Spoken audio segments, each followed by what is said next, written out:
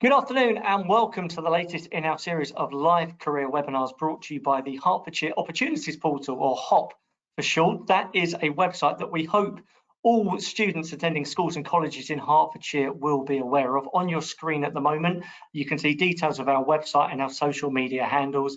The HOP has been set up to help many students at schools in Hertfordshire to find out about a whole range of different careers, particularly opportunities that might exist within Hertfordshire, which I'm sure will be relevant for all of you.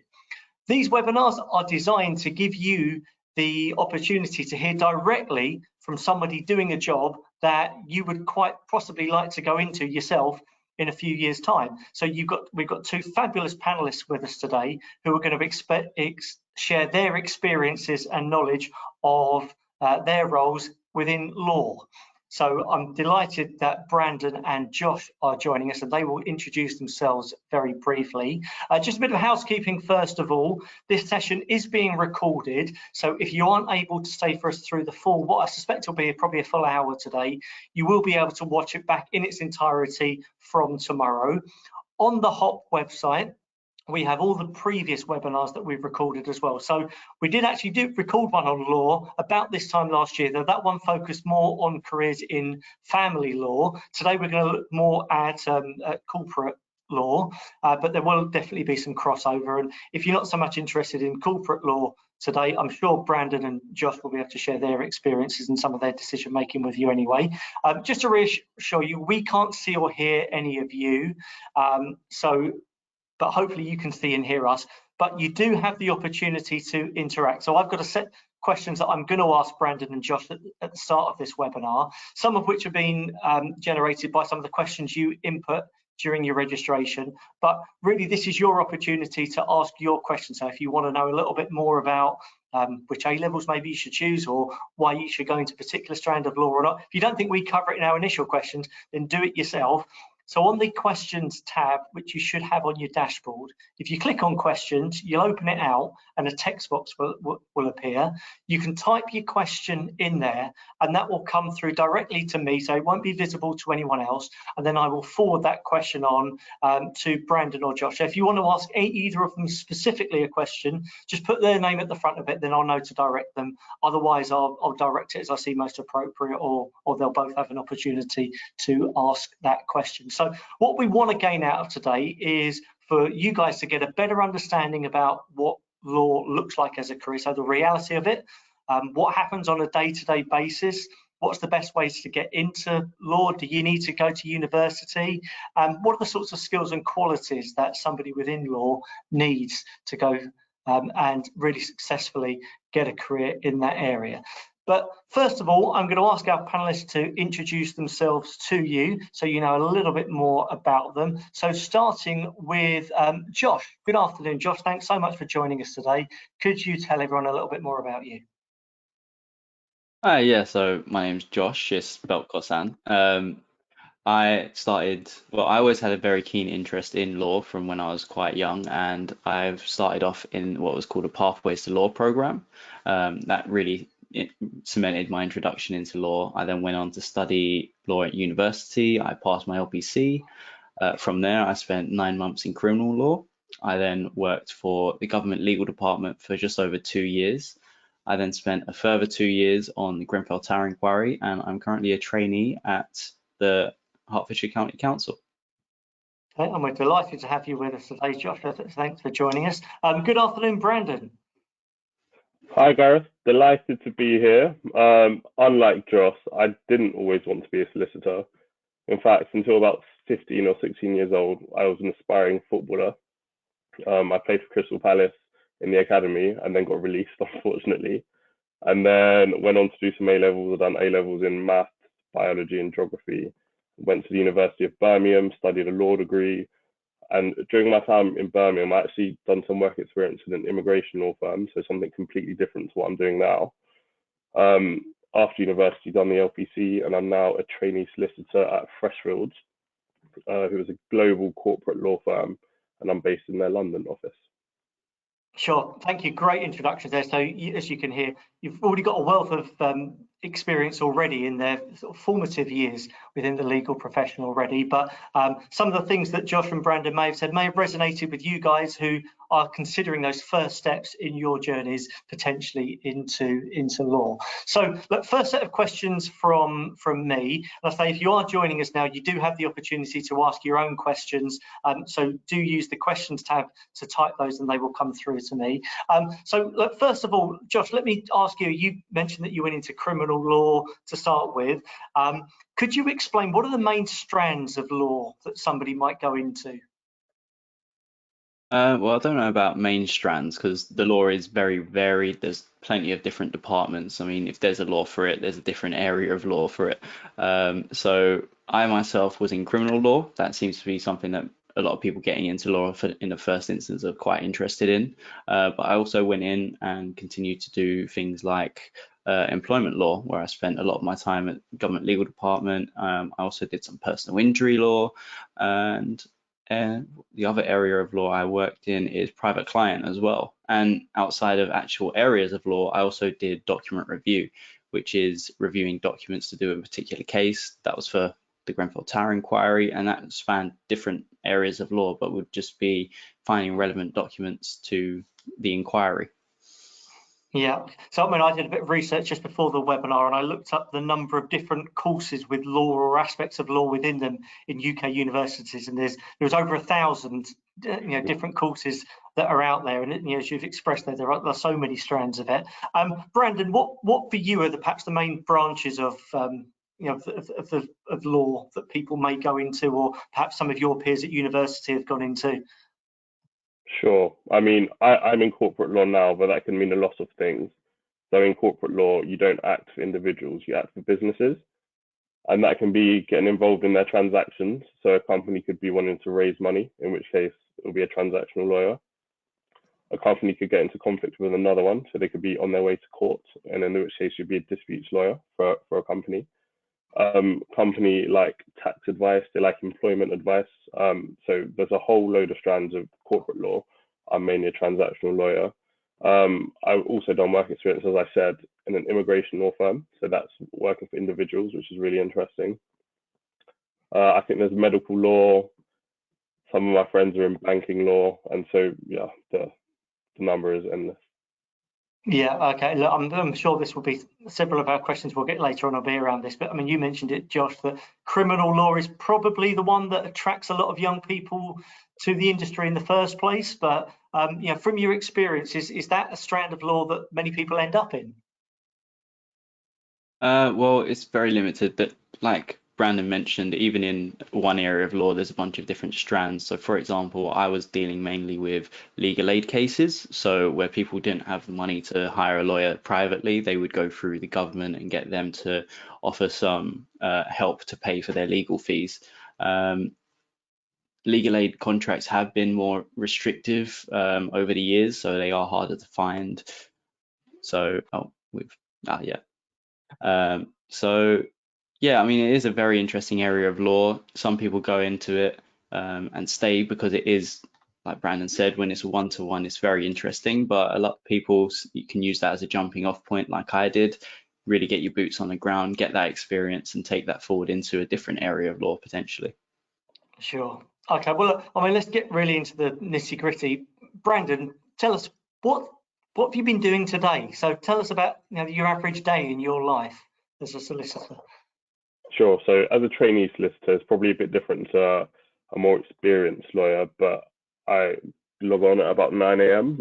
I check my inbox, which is generally flooded with emails already. And then I'll look through, and my supervisor would give me a task. And essentially, in corporate law, there'd be a complex structure of companies. So I don't know, a company like Asda, it won't just be Asda one company. They'll own lots of little different companies, and there'll be ways of structuring how to get capital down the chain and what documents you'd need for that. Another thing that I was doing today was a decision that every company makes. They'll need to have board minutes for that, and that's a legal requirement in the UK. And so if a company, I don't know, has made a decision to purchase a particular piece of property, then the directors of that company would need to all really sit in a room and say, this is what we're doing. Do we all approve? And the answer is more than likely yes, if that's what they think is right. And they'll typically instruct us, the lawyers, to draft them board minutes.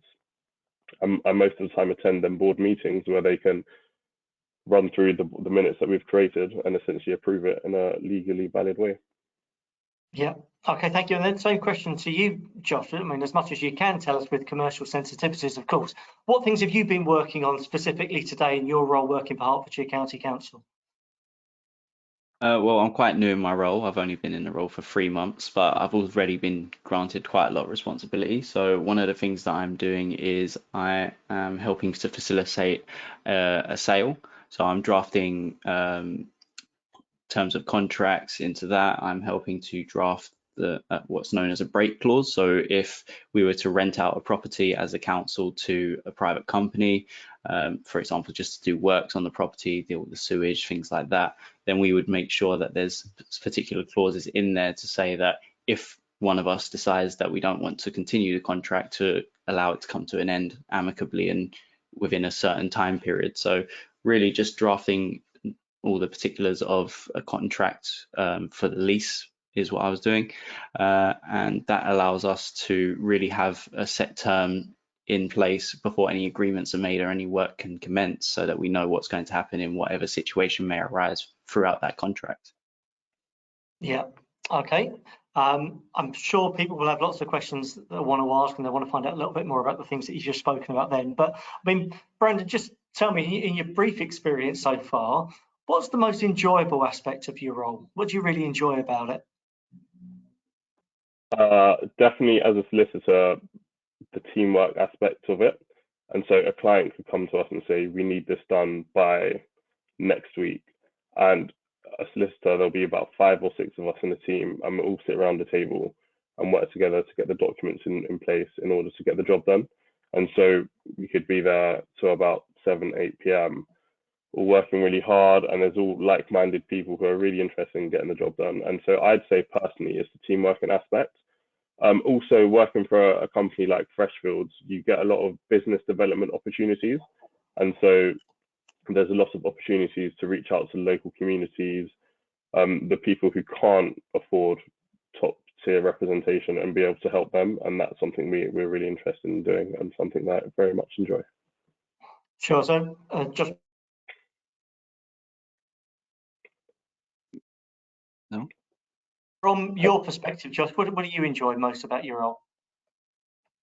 Yeah, so like Brandon said, teamwork is always very important in the role. That's something I do enjoy as well. Another area I enjoy is the problem solving aspect. So when you're given a case, you need to really make sure that you've got your research, that you know who to go to if you have any questions, and really applying to each issue, because like I said, in law, it is very vast. So different cases will have their own unique problems that you need to overcome. And I really do enjoy trying to get the best result for my client. Yeah, okay, that's a good answer.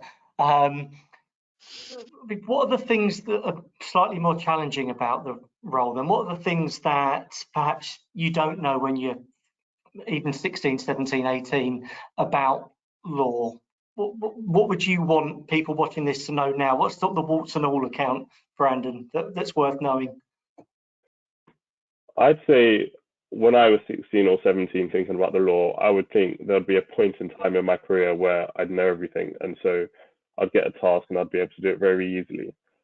But in my experience so far, the law is so wide that you're never going to become a master of everything. And so for each task that you get, you're never going to feel like you know it all. There's always going to be research that you have to go and do to understand how to get something done. And that happens to me now. I'm 2 years into the job, and I think it will happen to me in another 10 years. And so I think it's the aspect of constantly having to reevaluate and to learn. And yeah, you're never going to feel like you know it all. Yeah, everything. No, okay, no, fair enough. Very honest answer. Want to move the conversation on now, and I suspect this will be the thing that most people watching this at the moment will be most interested in, and that is the entry routes into law. Now, both of you, you've said you went to university, and graduated. Brandon, would you just explain what is the overall process? So what happens in terms of your undergraduate course, and then what happens as a postgraduate to qualify? Sure. So I think we'll go on to this, but you do your GCSEs, you do your A levels or equivalents, and then you get to the point where you're thinking about applying to university. And I think a lot of people think, well, I have to do a law degree if I want to become a solicitor or a barrister, but that's actually not true. So you start to think, and you can do a law degree, and I did a law degree, which is 3 years, or you can do another course. So I've got friends that have done economics degrees, English degrees, history degrees. And so the pathway for someone that done a law degree is you do your 3 years, and then you do a course called the LPC, which is the legal practice course. That may have changed to something called the SQE, the Solicitor's Qualification Examination, but similar. So you do a year doing the LPC, and then 2 years doing a training contract, which is training on the job, what I'm doing now and Josh is doing now, before you can become a qualified solicitor. Now, if you don't do a law degree, it's completely fine. It's just you have to do straight after your degree, so your economics degree, you have to do a course called the GDL, which is the Graduate Diploma in Law, and that basically allows you to convert your degree into a qualifying law degree. So then you can then go on to do the LPC or the SQE. So essentially, it's just you don't do a law degree, it adds on an extra year. But I think just to give people some context, in my cohort at Freshfields, I think there's about 30 of us, and I think about 50% of us did law degrees, and 50% of us done non-law degrees, and we're all in exactly the same position, so no real difference there. Sure, okay. I think just for interest of balance, I'm going to jump in here and say that whilst the majority of practicing solicitors will have gone down the same route, they've gone to university, there are other opportunities. There are apprenticeship routes into law, which often require you doing a 6-year apprenticeship. So it's quite a long apprenticeship, but it would mean that you would go and start working for an employer potentially once you finish school or college at 18, and then you're learning whilst you're doing it. But because I've got Brandon and Josh here who actually have been to university, I think it's only right to talk to them about their own particular experiences. Now, Josh, it was interesting when we spoke the other day, with Brandon as well, just looking at the contrast of the A levels that you did. So, Josh, first of all, could you tell us which A levels did you do, and then how and why did you choose the degree course that you did?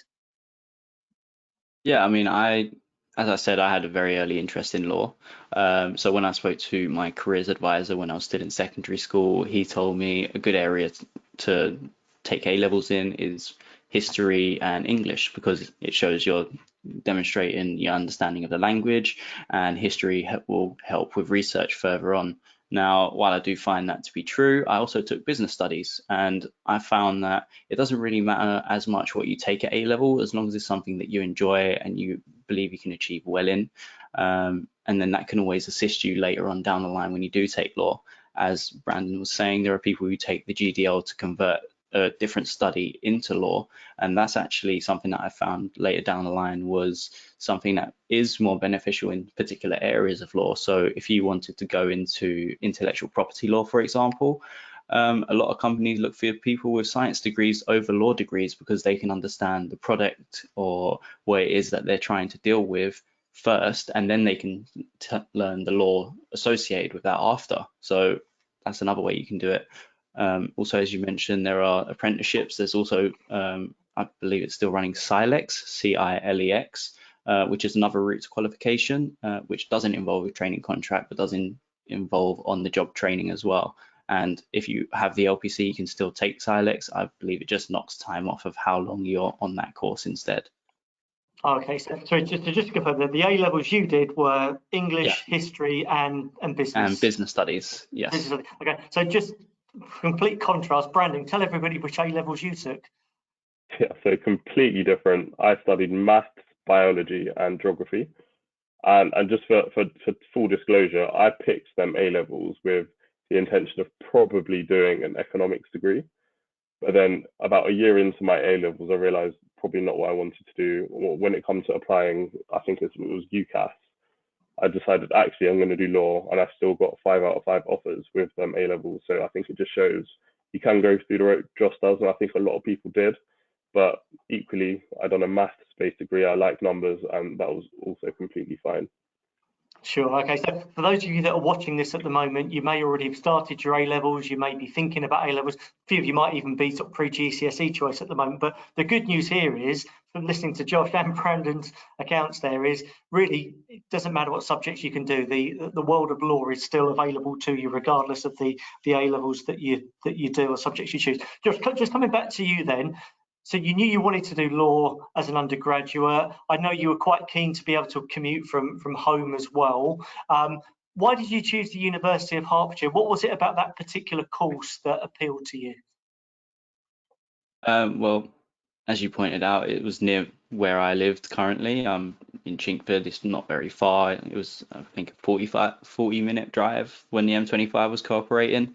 But I also knew that Hertfordshire had recently had a whole new build, and they'd relocated their legal department to the new building, and they'd also built a law building specifically, including a mock courtroom, which really showed a dedication to law. And I thought, yeah, this is great. This is a place for me.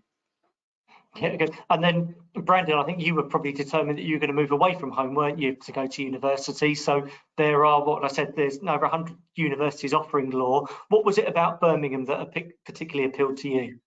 Yeah, so for full disclosure, my parents are, I'd say they're quite strict. And so whilst my home life was wonderful, I wanted just to get a bit of independence. And so that's why I made the decision to go outside of London so I could just live by myself and experience university life, really. And then I just started to research the best law schools outside of London.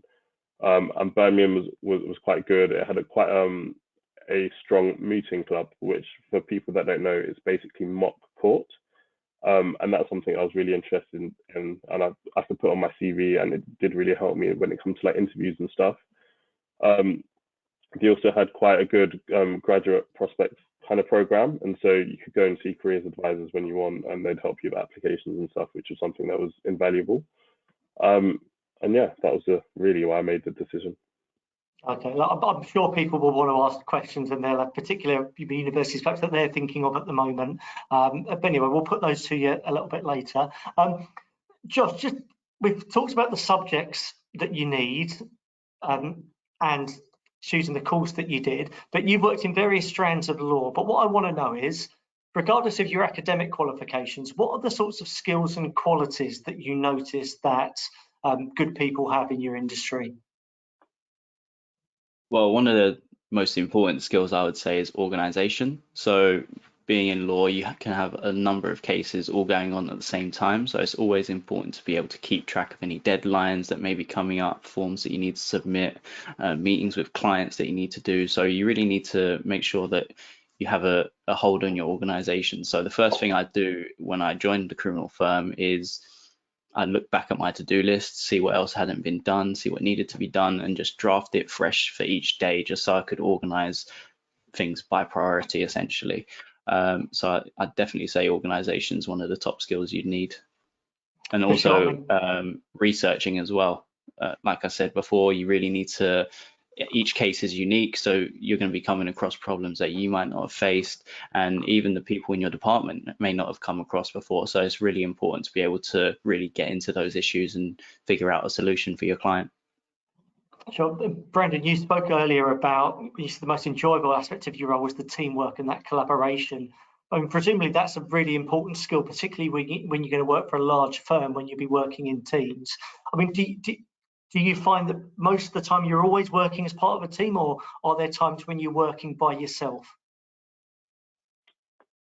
I'd say in all deals and transactions that I've worked on, it's always been as part of a team. And so there's always the aspect of collaboration and asking for help. But then within that team, within that deal, there will be like individual exercises that you have to go and do by yourself. And so, yeah, I'd say you're always working in a team, but there's times where your supervisor will say, right, Brandon, here's some work, here's what you need to do, go off and do it. And you spend a day or 2 days going on and completing it. So I think you get the best of both worlds in that even when you're working by yourself, there's a whole team to ask questions. And so, yeah. Okay, and then let me kind of ask you the reverse question about subjects that you did or subjects that you may need. Thinking about both of your experiences, so just starting with you, Is there anything that you studied within English and history in particular that you think has actually set you in really good stead? So are there skills that you learned as a result of those subjects that you think, actually, that's really useful, I use those skills now? And then, Brandon, I'm going to ask you exactly the same question about your subjects, but Josh, if you want to have a start on that one. I mean, yeah, history, like I mentioned, I was advised to take it because it helps with research, and it does, because a lot of the time when you're studying law, you have to look back at previous case law. So if a decision's been made in a case that's similar to yours, it would set a precedent, and that precedent may apply to your current case that might be going on. But equally, business studies I found really helpful because it helped me understand the structure of a business and how a business operates. When it came to corporate law or commercial law, when I was studying that, they happened to be the areas that I performed best in when I was studying them. So I felt like that understanding of what happens behind the scenes and what actually occurs within a business really helped me in that particular area of law. So like I said, if there's an area that you're interested in, not necessarily law, but you want to go into law related to that area, it's always good to get background knowledge of that area, especially from a younger age. Sure. Then, Brandon, it's your chance now to sell maths and biology and geography as A-level subjects for those people who are waiting to choose their subjects. I mean, I'm particularly interested in maths, so I can understand that having a functional maths, particularly at GCSE level, is going to be pretty good for you whichever job you go to. Was there anything from A-level maths you think that helps you in your job on a day-to-day basis now, even if it's not essential to get the job? First of all, I chose maths because I enjoy maths, so that's why I done it. But I think there's two things that come to mind why I find maths quite useful in my job now. Number one is billing. As a solicitor, when we charge our clients, a lot of different people in the firm have different rates, and so as a trainee, you'll probably be given the task of calculating how much we should actually be charging a client. And without my math skills, I'd definitely be struggling with that. The second thing is the way some companies are valued is quite complex. So it could be based on their earnings, based on the assets that they have, based on their future value, and there's some quite complex calculations which go on. And if you're not competent with maths, I think you'll struggle to really understand that aspect of it. But I also think it's probably more intangible, but I think with maths, how I've always found it anyway, is that it's very much based on problem solving. It's very much based on structure and logic. And I think, whereas like Josh is definitely right, I bet history would help research skills. But a lot of being a solicitor is problem solving. And so if you have that thought process already, it definitely does help. Sure. Okay, thank you. Some good answers. Now, but just before we come on to the questions that our audience now want to ask, just want to check in really that there is going to be demand for solicitors and for lawyers in the future. So particularly we look at it through the prism of Hertfordshire. But are you aware of any trends? So are there any particular strands of law that you know are crying out for people, or there'll be more demand for in the very near future? We'll go to Josh for that one first of all. I mean, not that I've noticed any trends, but I've always had the thought in my mind that intellectual property law and the like are going to always be expanding areas of law, especially where things are moving more digital. There's going to be more people looking to sort of protect their intellectual property going forward. Yeah, sure. And then Brandon, I have the same question for you. I mean, just thinking about some of your alumni or peers that you went to university with, you finding that more are getting drawn into a particular route? Like Josh, I don't think I've noticed particular trends. One thing I would say, I think there was always going to be a demand for lawyers. I think that's something, laws are always going to be around. Computers won't give us the answers. They're going to need lawyers to be able to I think it just gives people comfort as well. One thing I've noticed in terms of the law is that clients have been demanding on lawyers being able to be tech savvy, in that I think there's a big push for our costs to be as low as they can. And so something that law firms have introduced to combat that is to introduce technology when we're drafting contracts, which just makes things a lot easier. I won't go into too much detail, but I think a lawyer always going to be in demand. I think there's going to be an increasing demand for lawyers that can use technology. Okay. And so just in terms of what other careers I could go into, I don't know if I've jumped the gun here, but just in terms of my own friends, I'm done a law degree and I've gone in to become a solicitor. I've got a couple of friends. One's working for the BBC as a marketing executive, so completely different. One's working for Barclays in the investment bank, and that's all just off the back of doing law degrees. So I think there's sometimes a misconception that I've done a law degree, I have to go and become a lawyer now, but I don't think that's the case at all. I think it's actually a really strong background just to go into anything you really want to. Sure. Yeah, no, I'm really pleased you said that, because we spoke about people who maybe didn't do a law degree, but then you got the option to convert your degree into a law degree, so you can go into it. But you say equally, there are plenty of people there who study law and then they decide, actually, this isn't quite right for me, but there's plenty of opportunities to go into. Now, Josh, I know you're very new in, and you're very soon going to be qualifying, but for you, is there a natural route out of law that you would obviously take, or you think perhaps some of your peers might obviously take? I mean, I myself am looking forward to going on and becoming a solicitor. But saying that, I think with a law degree, you do have quite a lot of options, because a law degree does demonstrate research skills, an ability to think logically and bring things to the conclusion, to present arguments. So it's already a very strong skill to have, really, to help identify yourself with other employers, no matter what the field is.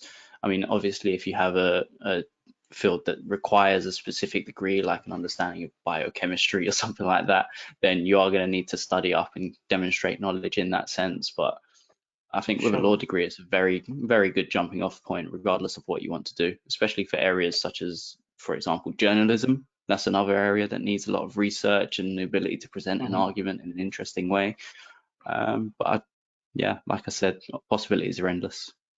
For sure. Okay, well, look, as predicted, there are a lot of questions that have come in, lots of really good questions. So I want to try and get through those before the end of the webinar. If you haven't answered a question yet, there's something you do want to ask, then put it in now. We will do our best to get through all of them. If I don't ask your question directly, it may be because it's very similar to another question that's come in, and I've tried to amalgamate them too. So firstly, well, this one's for Josh. You mentioned the Pathways to Law scheme, and somebody's asked, what is the Law Pathway scheme? So do you just want to explain a little bit more about it? Sure. The Pathways to Law scheme is something that was running back, going back 7-8 years ago now.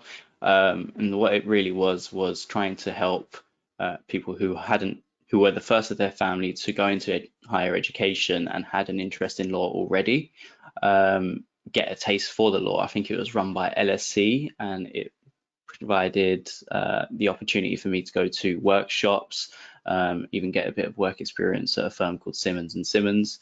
And yeah, it really helps, even provide me with a mentor and lectures, and it just helped me cement my understanding around the law and what sort of areas of law I'd be interested in. Sure. It's a really good question. I'm pleased that question's come in. I have got a QR code and a link to a Pathways to Law scheme website that you can have a look at. So as Josh said, there are certain criteria, so not everybody can apply for it. They're particularly interested in people who maybe would be the first in their family to go to university. There are some other criteria as well, but yeah, that's what it's for. But I will share that with you before the end of the webinar, and I'll send you a direct to it. But if you did want to Google in the meantime, Pathways to Law into Google, then you'd probably find out what you needed to find there. Okay, I'm going to ask this one to, I'm going to ask both of you this one actually. I'm going to start with Brandon though. I'm considering studying law, but something putting me off is the worry that I may have to defend bad people. How do you have to do this?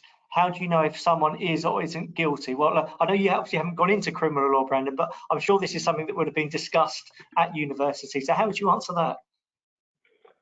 It's a great question actually, and something we did touch on at university. If you wanted, I assume they're talking about criminal law here, and if you did become a criminal solicitor and you're defending someone, you absolutely have the right to choose who you want to defend. You're never going to be forced to defend anyone. And I think that's the short and simple answer, really. I know there's certain constructs in the law where you can't report someone if they've told you certain stuff, because as a lawyer there's client attorney privilege. But yeah, no, you don't have to. You're not obliged to defend anyone you don't want to. Sure. Josh, what about your brief time in criminal law? Was that something that ever came up for you? I mean, yeah, because essentially you are dealing with people who have been alleged to have committed a crime, and sometimes those crimes can be quite terrible and not something you really want to think about. I myself, it really, I mean, like Brandon said, you don't have to defend people that you don't want to. You don't have to necessarily go into criminal law. There's many areas of law you can go into, so a law degree isn't automatically going to land you in criminal law. And then you can also be on the other side, so you could work for the Crown Prosecution Service, putting people like that behind in jail rather than keeping them out. I myself felt that when I was dealing with people one-to-one, you can see a lot of the time they are people who have gone through a hard time in their life or have made a mistake. And if they do happen to be guilty, or you have a feeling that they're guilty, something that I learned was that if they say to you, I am guilty, even when you're having a discussion, then you can't then stand up in court and say that this man is not guilty or this woman is not guilty. Is something that you learn quite early on in criminal law. You pretty much have a word with the client. The first time you speak to them, you tell them that I'm here to represent you. Whatever you want to do with your case, we can do. But if you do tell me that you committed the crime, then I cannot then stand up in court and say that you didn't. So we are bound by that honesty. But yeah, a lot of the time they're just people. They've fallen on hard times. Like I said, I was dealing with legal aid, so they couldn't really even afford lawyers at the time. And once you get to know them a little better, you do form some kind of attachment, and you do want to help them as best you can. And you let them know as well in the beginning, look, if you did it, like, well, not if you did it, but if you're alleged to have done it, if you are found guilty, this is what's going to happen to you. You just be very honest with them, and that way, if they are given bad news at the trial, then they can't say they weren't warned. No, okay. I think that's a really good answer. I think you summarised that really well there. Brandon, I don't know how easily this question relates across to corporate law, but I mean, I'm sure certain none of your clients would, but there will be some businesses that are doing some fairly shady things and perhaps need the support of their legal team to either hide it or to get it through. This presumably is something that comes up within an ethics and a values segment of your learning, but I mean, is that a factor in corporate law? Probably. I'd say a company like Freshfields will go through due diligence, and so we'd only represent companies that have got a good moral standing. I'd say companies would like to be efficient, but in terms of doing anything shady, I'd say we just wouldn't act. I think it would be a conflict of interest for us in terms of it would be bad on our reputation to be seen to be acting for someone like that. And so we do, again, we do have decisions to make, but I think in all cases only representing good clients. Yeah, absolutely. That's the answer, isn't it? Okay, next question. Now. Sorry, just briefly. When you do qualify, you're also subject to what's called the Solicitors Regulation Authority, and that gives you a code of conduct that you have to follow. So you always have to act in an ethical way, no matter what you're doing in law. Sure. Okay. So clearly, I mean, ethics and values is going to be a big part of this particular industry. Next question. Now, I'm not expecting you to go into any detail here, but I think it's a good question. So you can give very much ballpark figures here. But what is the salary like? Is it a good salary to go into as a graduate? And how did your salary change once you actually qualify, which of course both of you are hoping to do very shortly? I'll take this one first. I think anyone interested in salaries, lots of law firm salaries are publicly available online. And so I think there's a website called The Legal Cheek, and you can go on and click on law firms and it will tell you exactly what people earn. I think from my experience in corporate law anyway, the salaries are quite good in that a, a starting salary anywhere between about 35k to about 50k isn't uncommon. And just again, you could read this online, but when you qualify, so after your 2-year training contract in corporate law, I can't speak to any other law, but there is a demand for lawyers at the moment, and so it's a good time to be. It's a good time to be a corporate lawyer. And so yeah, as I said, if you go on the Legal Cheek, you'll be able to find all of that information. Okay, that's a good tip there. Next one now, Josh, this is something we spoke about the other day, so it's a good question. Is law as interesting as TV makes it out to be? It's definitely got its ups and downs. You can get a case that really grabs your interest and you can really dive into, or you can get a case that's more everyday. I just need to get through the paperwork and get through it. So there is a range. Like I said, working in criminal law, very interesting. Meeting people, dealing with actual issues that they're going through, very engaging. And then you have the more, if you're dealing with employment law, again, people daily, day-to-day work, their lives, you can see the effect that it has on them. So it's always very interesting, especially when you can actually see the effect on the client.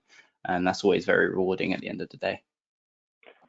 One thing I'd like to add is that question just brought to mind Suits, the TV series. And that's something I watched before I decided to become a lawyer. And I'm not sure if anyone's familiar, but if you see the character Harvey Specter, one day he'll be assisting a company take over a company, and then the next day he'll be dealing in court with a dispute.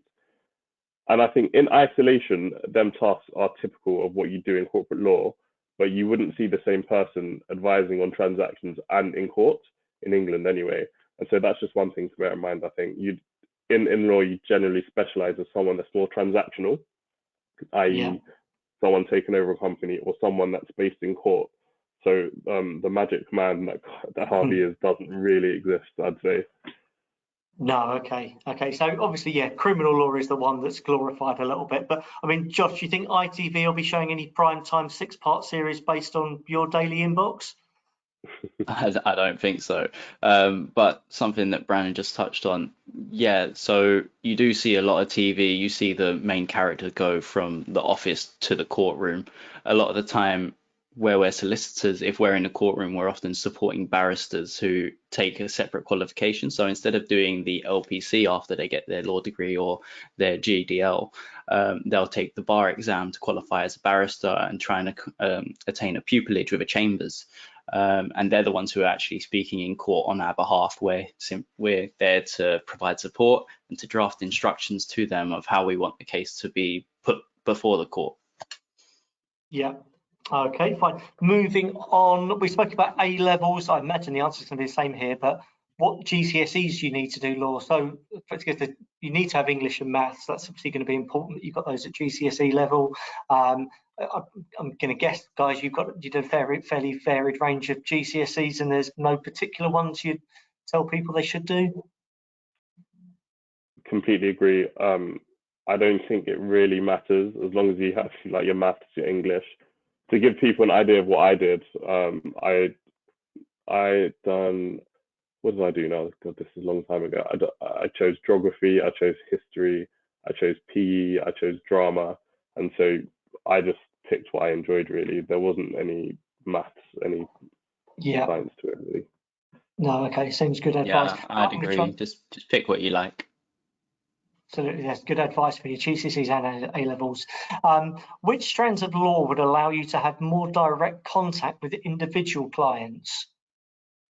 So I'm guessing, well, both of you probably don't have much contact with individual clients, if any at all, do you now, in your strands of law you've gone into? But I'm guessing family law and criminal law, you're going to be far more on a one-to-one basis? Yeah, family law, criminal, criminal law, immigration law, even employment law. Anything when you're dealing with an individual's needs, then that individual would most of the time be your client. So you'd be dealing with them directly and taking instruction from them of how they want the case to proceed. Yeah. Okay, makes sense. Could you work your way up to law? For example, work yourself up to a solicitor from a paralegal. Well, kind of explain that journey, Brandon. Yeah, sure. The short answer is yes. So to be a paralegal, I don't actually think there's any specific qualifications that you need, but a lot of people, again, in my course will have done a law degree, and maybe for one reason or another, they haven't gone on to do the LPC at this stage. And so they go out and try and get some real experience. And that usually takes the form of becoming a paralegal. And there you won't be a qualified solicitor, but you will, for example, if you become a paralegal at Freshfields, you'll be supporting the solicitors on all the cases, and you actually get some really good exposure.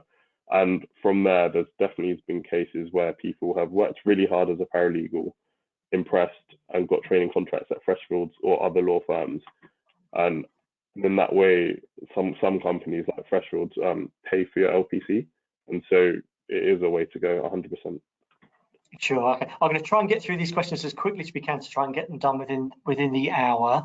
Do you recommend taking a placement year or sandwich degree, Josh? I honestly haven't done that, so it's always good to gain new experience as long as it's something that you can put on your CV that can set you apart from anyone else.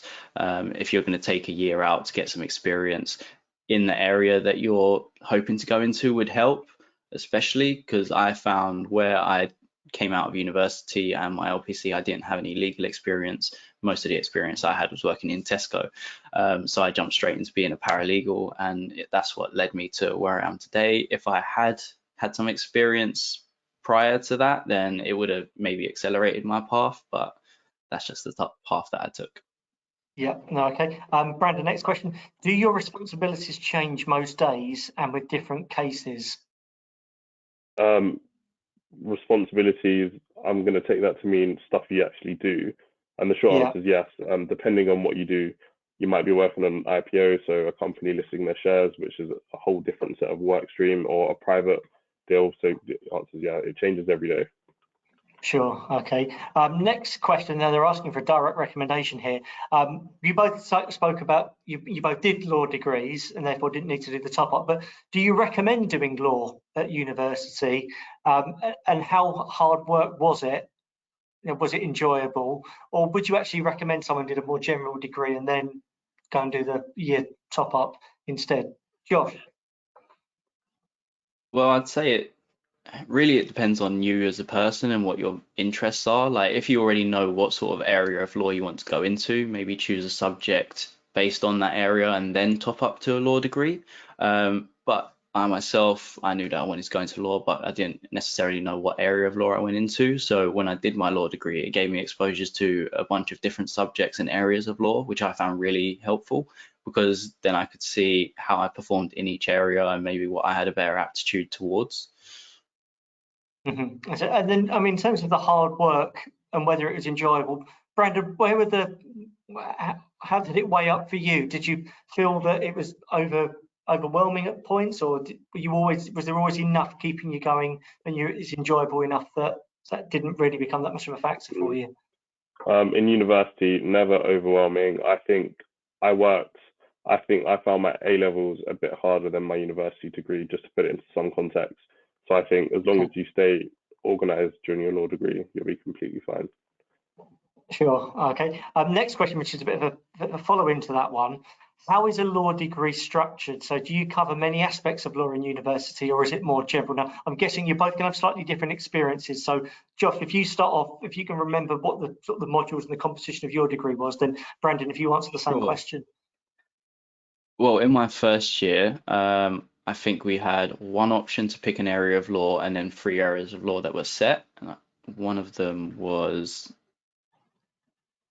so I think it was contract law, legal procedures and ethics, criminal, and I think there was one more, but it's escaping me.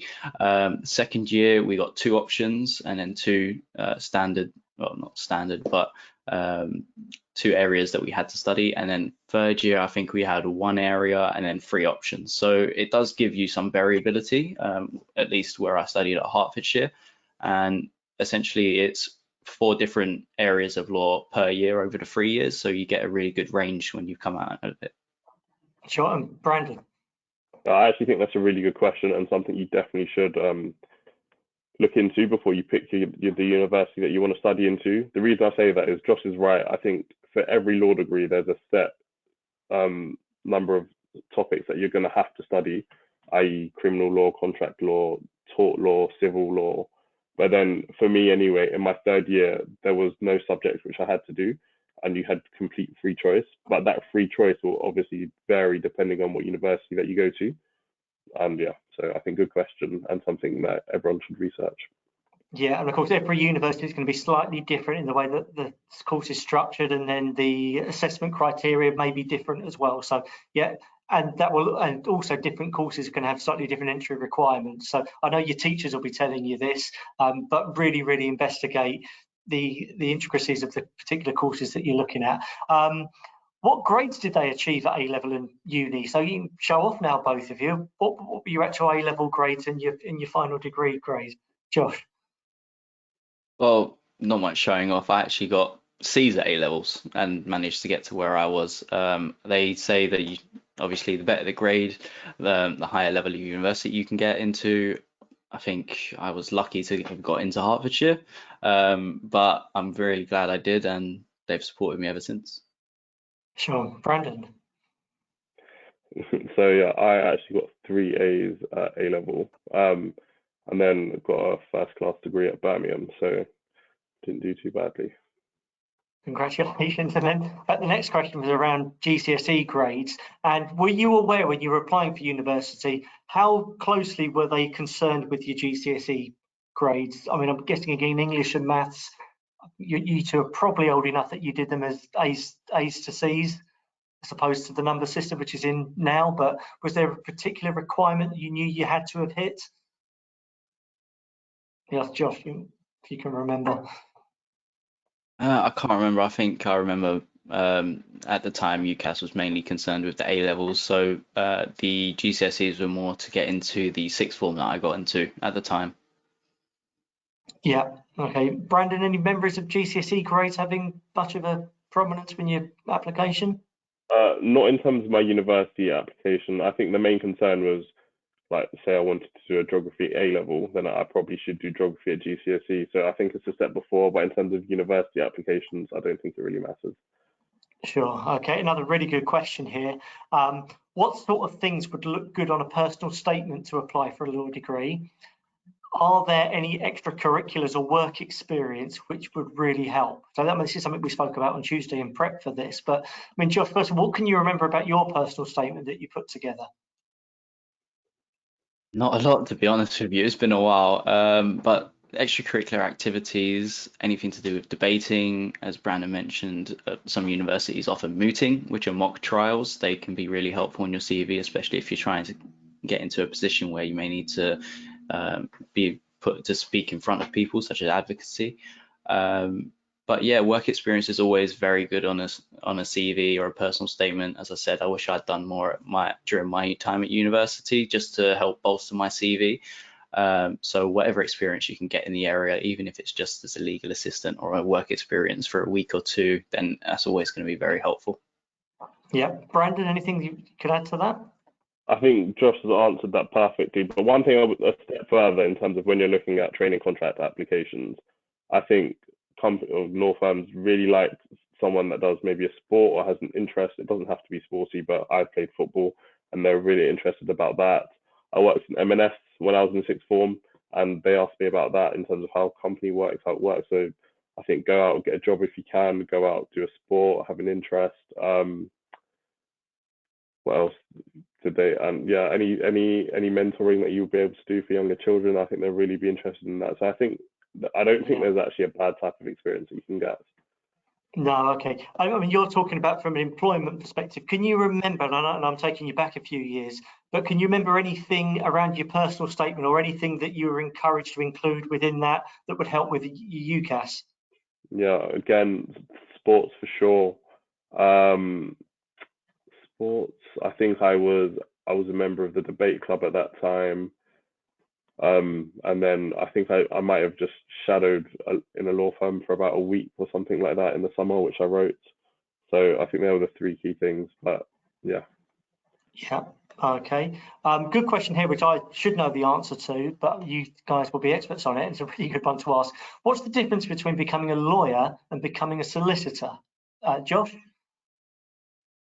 Right, so lawyer is quite an American term, where, like in the show Suits, a lawyer could be expected in the office or in a court. In the UK, it's a solicitor is, as I said, the one who gives the barrister being the one who goes to court, the instructions and who deals with the client for the majority of the time. So the solicitor is someone employed by the firm, acts as a lawyer, but doesn't necessarily appear before a court. Sure. Okay. What kind of hours do you work weekly, Brandon? Up and down. I think usually probably 9 till 6 or 7. There are times where it gets really busy and I might be in a bit later, so maybe 9 to 8, 9 to 9. But yeah, you're Yeah. always in a team and it's always quite fun. Okay. Similar for you, Josh, similar sort of hours? So back when I was at the criminal firm, which was a high street firm, there'd be some days where I had to wake up 5, 6 in the morning just to drive to prison to have a meeting with a client, come back to the office, have to finish work in the office. So a day could be quite long. I could end up going home at 7ish.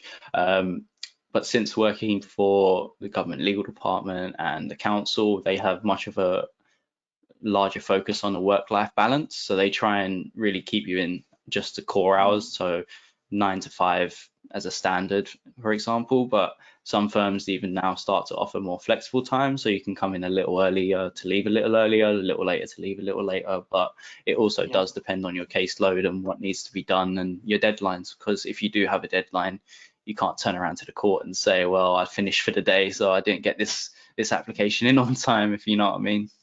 Yeah, no, if it's got to be done, it's got to be done. You spoke about how history helped you with researching earlier, Josh. The question here is, how does English help at A-level? So any particular skills or qualities that you learned from your English A-level that you use now?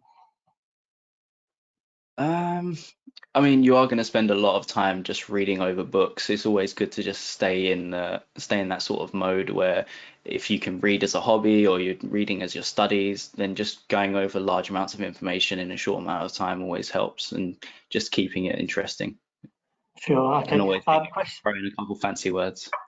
Yeah, absolutely. Brandon, I've noticed that verbally I'm not very good at presenting points. However, I am apt at researching and writing down arguments. Is law right for me? For sure. I think as a lawyer, I think everyone has strengths and weaknesses. So researching is vital for the job, and it will be great for your kind of written communication. In terms of presenting, I think that's a skill that I'm also developing at this stage of my career now. Um, Throughout university, throughout your training contract, you're going to be trained on how to present, and that never stops, to be honest. Okay, fine. I've still got lots of questions to go through. I'm conscious of the time, particularly conscious that I'm talking to solicitors here who'll be thinking about charging for going into a second hour. But I'm going to take the liberty of just going on for another 5 minutes, so if that's okay with you guys, because there's lots of good questions here. If you can't stay on for till we go through all those, if you're watching this at the moment, say it is being recorded, so you will be able to watch it back. Josh, is work draining sometimes? That was specifically asked to you. I don't know whether that's your boss, maybe, but Um, To be honest, I haven't found it very draining. Like I said, working for the council, they have a real focus on work-life balance. So yeah, I mean, there are times when I was, like I said, working at a criminal firm, had to be up really early and get home quite late. Uh, yeah, those days are a little bit draining, but as long as you enjoy what you do, then it's not draining at all. yeah, okay, good answer. Brandon, what kind of tasks do new associates typically handle? So do they tend to be quite menial tasks? Are you still making the coffee and doing the photocopying, or are you thrown straight in at the deep end? A new associate, and a good question. I think so. I'm just thinking of a little example in a company taking over another one. So there'll be the core documents, which will be like the SPA, the sale and purchase agreement. I'm not going to go into too much detail, but then there's a whole host of other documents which need to be drafted, and it will usually be the junior associate who'll be in task with that, in charge of that. That'll be board minutes and various other documents. But yeah, so there's nothing menial. There's no coffee making, and it's all, you get a lot of responsibility. Okay. What work experience can I do as a person who's doing GCSEs? So if you're doing GCSEs, you're probably not yet 16. Do you think just any experience dealing with people or working within organisations can be helpful? I mean, Brandon, we haven't touched on this yet, but of course you're a referee, qualified referee. Has that been useful for you? For sure, that was what I was about to mention. So when I was 15 or 16, I wasn't doing any legal work experience at that point, but I was refereeing from about 15 years old, I think, and that is something that was really useful. I think even in my training contract interview, I was asked about it. So I think just literally anything that you can go out and do, if it's helping, I don't know, if you can knock on the doors of high street law firms and say, can I help for a couple of days? But yeah, anything that you're doing, I think would be really great. Yeah, okay. Josh, I'm currently interested in going for a career in intellectual property law. So I'd like to ask if there are any particular subjects or science I should study beforehand. So intellectual property or property law, again, if you know you've got that specialised route that you want to go into, would that change maybe the A levels that you might want to think about? Really, it depends in what kind of intellectual property that you would be interested in working with. So if you wanted to work in sort of bioengineering, that sort of thing, then sciences are very important. If anything technology based would always be helpful because we are rapidly evolving in technology. But what might be useful to do is go onto websites such as Indeed or anything that you people are posting, searching for jobs. Look at what companies are currently looking for intellectual property roles for solicitors. That's how I found out that they do prefer sciences a lot of the time. And yeah, it depends on what sort of items you're interested in that you can gain knowledge of, and then you can gain the law to sort of make those protections for those. Sure. Okay. Another really good question we didn't really touch on earlier. Is it difficult to get a job in law after your degree? Because I've heard it's even difficult to get a paralegal job. So once you've graduated, you finished your degree course, did you find that there was a good range of jobs available for you, or is there, we getting to a point where there's actually more graduates now than there are jobs? Brandon, what were your experiences? So my experience, I actually signed my contract in my second year of university, so there was no gap for me. I had a job when I got out, but good question. I think it really depends on what strand of law you go into. So for me, for corporate law, I think every 6 months or so there's loads of law firms who are looking for a good number of trainees. So whilst it is competitive, I think most of them, I think all but one of my friends that wanted a training contract has now got one. And so I think if you kind of just go through university without really getting that work experience and stuff like that, you might find it difficult. But I think if you're proactive from really your A levels, I'd say I think you won't have a problem. Okay, good. Any good tips on how to get into family law? Josh, I don't know neither of you have gone down that route, but you probably know people that have. Maybe just look around any law firms in your area that actually offer family law. It can be quite a localized legal sector because it is dealing with clients directly. So high street firms looking for work experience from them directly, that should give you a leg up. Sure. Okay. Thoughts on taking a gap year? I mean, is that something you had the opportunity to do? Many of your peers do that. When they say gap year, I don't know if I know anyone that did. I think if that's something that you want to do if it's between sixth form at university, I'm assuming, I think that's absolutely fine if you want to do that. So, I would say if you're going to do it, probably try and do something productive, and by that maybe try and get some work experience. I think that'll put you in a very good position. I know people have actually taken a gap year to travel, and that's also put them in a good position. So it's something that you really, I say, don't do it for the sake of doing it, but if you're doing it with the idea of doing something that you really want to do, then go for it. Okay, right. Yeah, Last do couple of questions. it with something to Go show. on, Josh, you answer.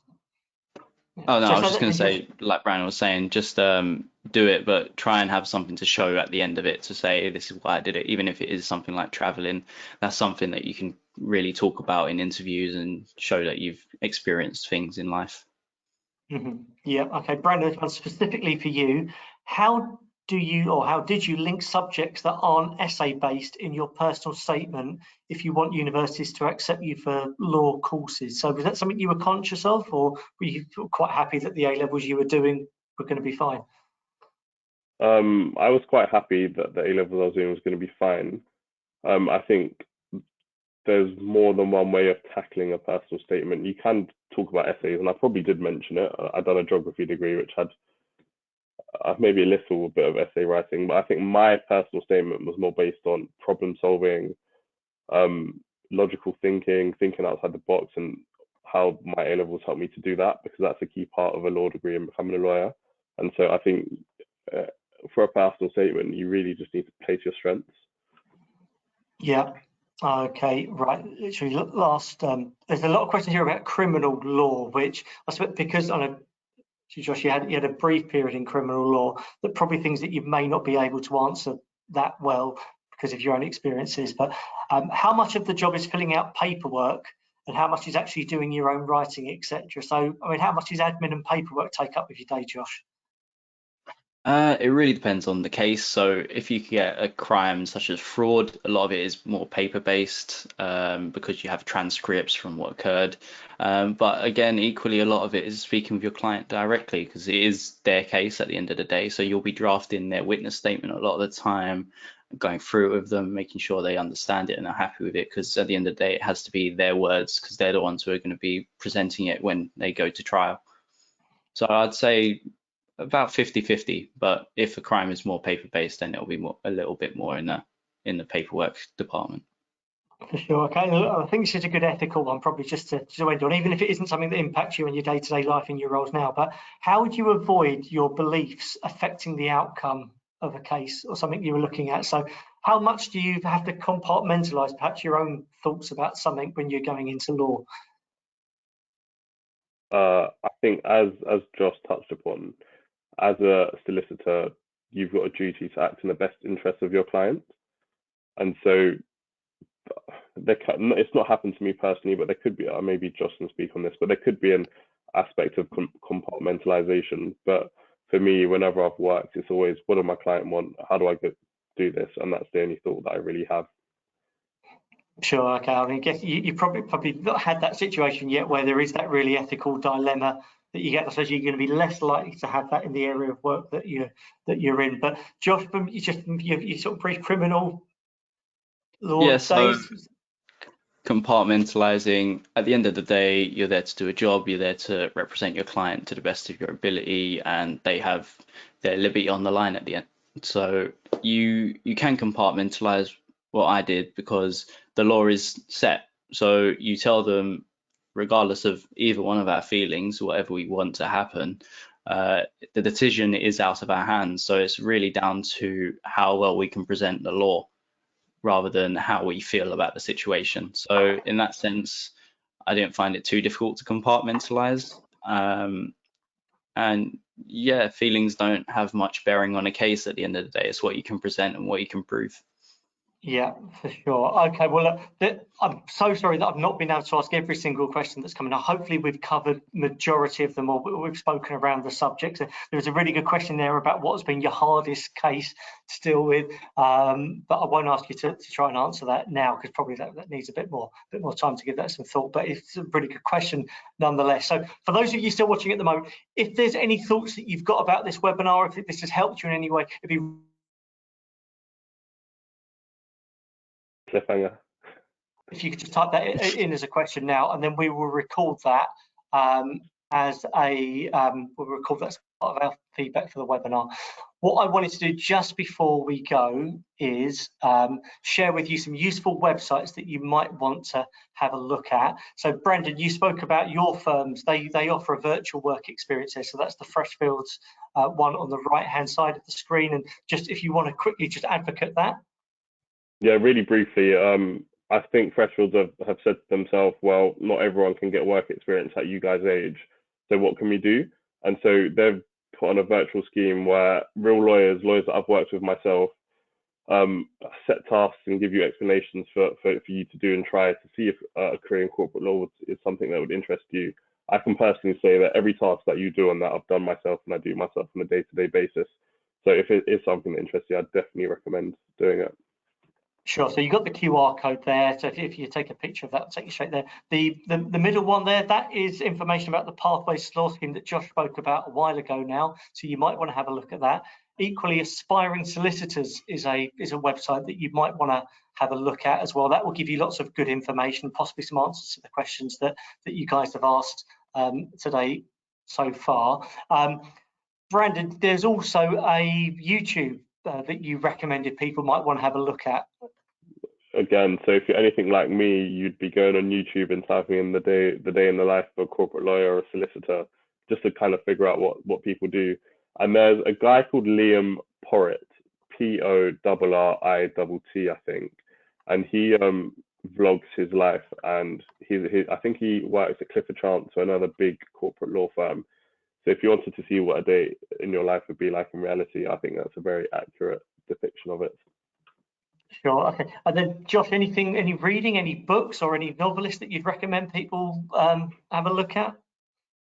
Well, more for entertainment, I used to read a lot of John Grisham. He'd write sort of legal crime thrillers. Other than that, just reading as a hobby in general is going to be really helpful because it helps you process a lot of information, because you're going to be reading a lot of information when you get to university for law.